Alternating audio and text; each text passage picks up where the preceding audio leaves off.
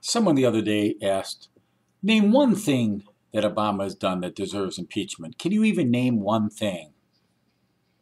How about 100 things? Or for starters, I'll give you a baker's dozen, 13 things that he's done recently. And before I outline them, I'd like to say that Article 2, Section 3 of the U.S. Constitution, oh, what's that? The U.S. Constitution, oh, they don't teach that in school anymore? Hey, to graduate even from 8th grade, I had to know the U.S. Constitution. I don't know what they're teaching in school these days, probably same-sex marriage and stuff like that.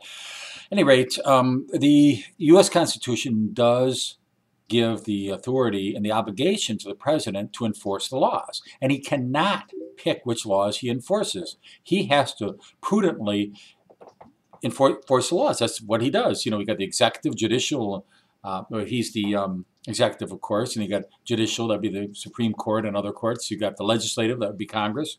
Everybody's got their part. It's a balance of powers. It's just what our founding fathers set forth to keep what's happening now from happening.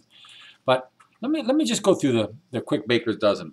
We got number one. The Obama administration delayed a provision of Obamacare to cap out-of-pocket health care costs and picking and choosing which parts of the law to enforce. Now, we may be happy that he didn't do some of them, but hey, the law is you cannot pick and choose.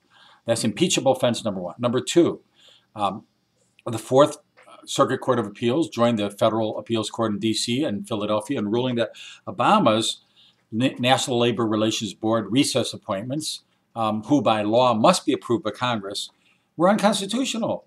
And it's a done deal. He can't do it. He's still ignoring that ruling. That's another impeachable offense. Impeachable offense number three. The Obama administration unilaterally decided to delay the employer mandate provision of Obamacare for a year, which is to provide information to the feds about the extent of an applicant's insurance. Never mind that the law states the mandate must go into effect on January 1st, 2014, but they're now relying on the quote-unquote honor system for applicants to determine if they are qualified for subsidies. Now, again, I'm no fan of Obamacare, but I am a fan of the law. Okay, we got number four.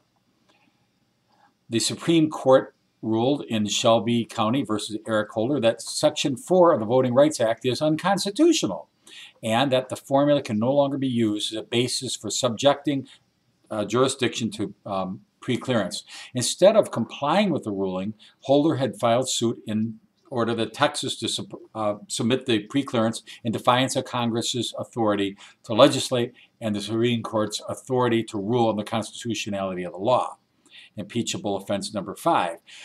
The Obama administration announced it would stop deporting illegal immigrants under age 30 in the deferred action. You can't do that. You can't pick and choose a law. Impeachable offense number six. The Washington Post article revealed that Fox News reporter James Rosen was investigated by the Department of Justice, which subpoenaed his phone records and emails in direct contravention of the First Amendment under the pretense of a leak investigation. I'll go on. On May 3rd, 2013, the Associated Press reported that the Department of Justice secretly collected phone records of AP reporters, editors, etc., completely outside of the realm of the law. What is everybody thinking? I mean, any one of these is an impeachable offense. Next impeachable offense is on May 10th, 2013, which seems like it was just yesterday. The IRS revealed it targeted conservative groups.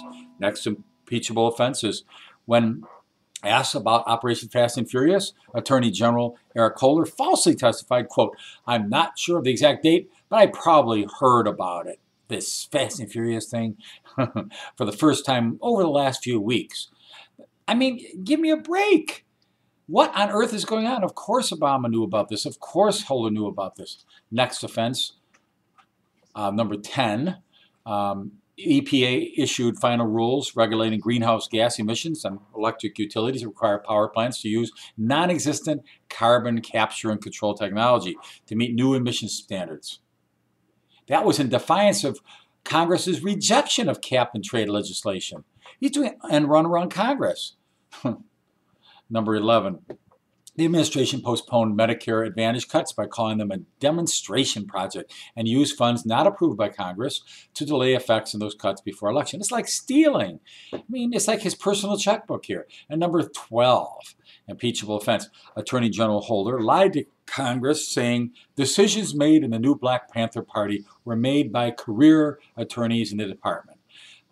Associate AG Thomas Pirelli and Obama, a political appointee, overruled a unanimous recommendation for prosecution by DOJ attorneys.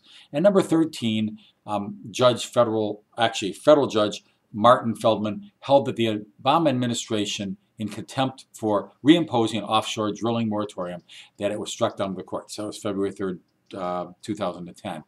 I mean, essentially Obama's got the fox in charge of the chicken coop and the fox trying the fox. Okay, so an investigation, it's Eric Holder investigating Eric Holder and saying Eric Holder's doing a fine job investigating Eric Holder. This is a criminal. This is obscene. This is crazy. This is insanity. This is America? We got to do something, folks. We really got to do something.